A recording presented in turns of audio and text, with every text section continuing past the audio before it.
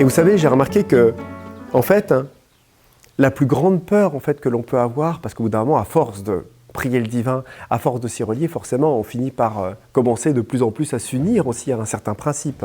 C'est de croire que, et je vous le disais tout à l'heure, c'est de croire que l'ego, le je, va réaliser le divin et va s'unir au divin. Donc on tente d'observer l'union en fait. On attend que cette union soit observable. On attend qu'il y ait quelque chose qui arrive, que l'on puisse observer. Mais en fait, ce processus, il n'est pas observable. Il est vécu. Ce qui veut dire que, comme je vous disais ce matin, le je ne peut pas s'unir au divin. Le je restera fera toujours partie d'une observation et sera toujours observé. Ce qui veut dire que même si une certaine union arrive et se manifeste, ou se réalise, le je continuera à chercher le divin. Et la grande peur, en fait, la grande peur, en fait, de nous, du je, enfin, de ce qui nous conditionne en tant que moi, c'est de ne plus avoir de centre. Et c'est vraiment quelque chose qui est particulier parce que je me suis rendu compte qu'en fait,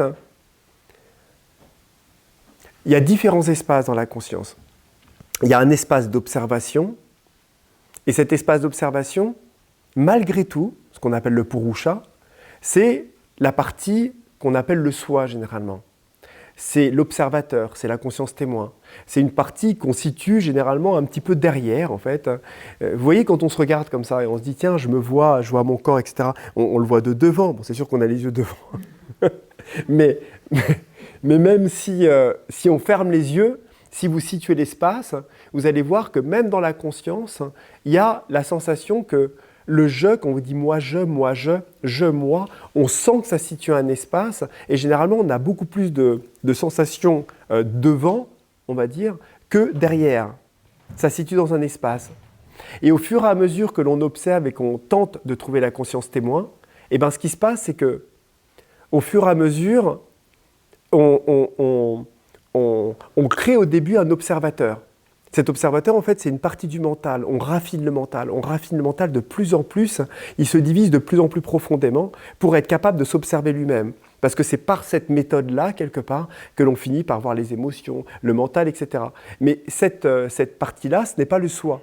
Et il y a beaucoup de personnes qui pensent des fois toucher à des états d'éveil alors qu'ils ont juste atteint une certaine dextérité dans la capacité de stabiliser en fait cette partie mentale, ce satellite mental, dans un certain espace de vastitude. Mais ils n'ont pas perdu leur centre en fait, ils ont trouvé un centre. Et ce centre-là, ce n'est pas un abandon total en fait au phénomène, ils sont pas tombés dans l'océan quelque part du soi. Ils ont juste réussi à stabiliser une partie qui n'est plus affectée quelque part par les phénomènes parce qu'elle est suffisamment profonde en fait dans le corps mental pour ne pas être déstabilisée. Un petit peu comme si on avait balancé un satellite stratosphériquement dans le système solaire et qu'il était plus soumis au vent atmosphérique, etc. Simplement, on reste dans notre coquille, en fait. On est encore dans notre petit satellite avec le truc, mais on ne s'est pas encore, on s'est pas uni, en fait, avec le système solaire. Vous voyez ce que je veux dire ? Hein ?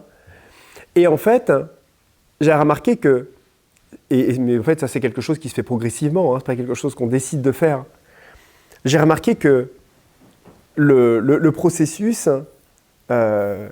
en tout cas pour ma part, le changement en fait, de transformation qui a commencé à se faire, qui s'est progressivement fait, c'est au moment où j'ai changé mon optique de vision, dans le sens où je n'ai plus cherché en fait, l'observateur et la vastitude, on va dire, du soi dans le purusha mental, mais dans le moment où je me suis abandonné au siphon, on va dire, psychique. C'est-à-dire, je me suis abandonné au cœur et à l'amour, à cette partie qui transforme, et j'ai accepté de m'abandonner en fait, à cette partie-là, qui n'est pas le même centre en fait.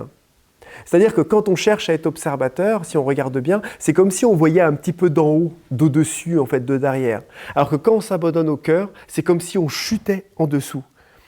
Et en fait, je remarquais qu'en fait, dans mes méditations, et ça j'ai nettement vu un petit peu la transformation, c'est qu'avant, quand je méditais, j'avais une vision dans laquelle j'avais une sensation presque d'ascensionner et de me voir de très très loin. de très très loin, par limite un petit peu au-dessus, et de commencer à sentir en fait cet évanouissement se faire, mais dans lequel j'étais dans un espace dans lequel il m'apparaissait ne pas être touché quelque part. Mais il n'y avait pas de processus de transformation en fait qui se faisait.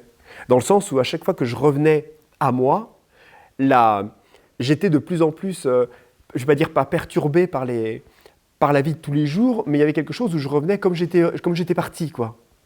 Un petit peu. Donc je trouvais en fait ma satisfaction en fait dans le fait de méditer et dans le fait de m'extraire. Alors que quand il y a eu un processus dans lequel, cette fois-ci, il y a des situations, des circonstances ou une maturité qui a fait que j'ai accepté de descendre, hein, et pas descendre dans mon inconscience, dans mes émotions, etc., mais d'accepter de descendre dans mon cœur, de descendre dans cette vulnérabilité amoureuse, et j'ai commencé à descendre, ce qui se faisait déjà en parallèle, hein, il y avait déjà des transformations, des choses qui se faisaient, mais il n'y avait pas encore cet engagement, comme je vous disais, ce oui d'être capable de lâcher les choses et de commencer à y aller. Et bien en fait, hein, je me suis rendu compte que la qualité substantielle en fait, de ce qui a accompagné en fait, les expériences n'avait plus rien à voir. Et que c'était un phénomène vraiment de descente, de chute, presque d'ascenseur. À tel point que je pourrais même presque dire que je situais même la porte du cœur, non là, comme on a tendance à le dire, mais presque au niveau du plexus, un tout petit peu au-dessus, presque entre le cœur et le plexus, et presque derrière en bas. Et je me sentais, en fait, à chaque fois que je m'abandonnais en fait, au divin, je sentais comme une chute profonde, mais vraiment comme un ascenseur, hein, comme si on se mettait au bout d'un pont et on commençait à se laisser tomber en, fait, en bas. Et on ne tombe pas droit, mais on tombe en légère verticale, comme ça, en fait, par derrière. Vous voyez ? Et en fait, ça amenait, en fait, en même temps que ça amenait une paix, et ben, en contrepartie, par rapport aux autres fois où je partais plus dans le purusha mental, eh ben, on va dire, en même temps qu'il se passait ça, il y avait de la même manière une lumière et une énergie qui rentraient dans le corps en même temps. Et une substance, en fait, qui commençait en même temps, plus moi j'allais vers le divin par cette porte-là, plus il y avait une substance qui rentrait et qui me transformait. Alors que de l'autre point de vue, quand je m'éloignais, etc., je m'asséchais, en fait. Hein. J'étais moins perturbé, j'étais sans doute moins en relation, clairement, mais j'étais plus en paix, plus tranquille, presque intouchable, mais de ce fait, je revenais avec toutes les tares de la vulnérabilité non acceptée. Alors que, de l'autre manière, m'abandonner à l'amour du divin en fait en moi, m'abandonner en moi, me fait amener plus de vulnérabilité, certes, hein, mais un processus dans lequel cette humanité est accompagnée en fait d'une substance vivante, amoureuse, qui fait qu'on sait en fait qu'on est sur la bonne route.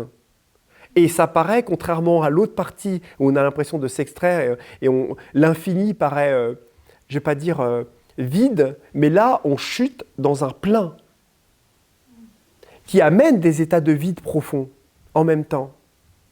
Ce qui fait que quand on se retrouve dans un état où on est profondément comme une sorte dans l'espace en fait qu'on pourrait dire du soi en y allant par l'espace du cœur, eh ben, c'est comme si le corps commençait à sécréter, on va dire, les glandes commençaient à s'activer et le corps commençait à sécréter une substance un peu extasique. On sent la glande pinéale, on sent que ça commence à générer, en fait, on sent le corps complètement anesthésié, on est presque sous, mais agréablement sous.